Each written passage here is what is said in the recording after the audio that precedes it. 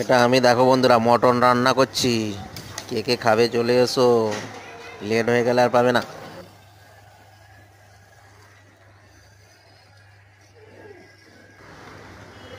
ভাই মাংসটা কখন হবে? এই নলিটা দেখো, ও সুন্দর নলি।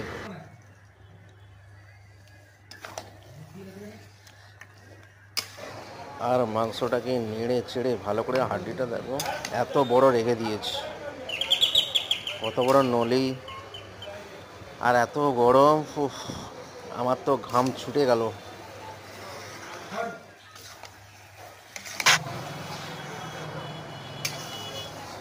আর দেখো কত সুন্দর মটনগুলা, পিসগুলা ছোট্ট ছোট।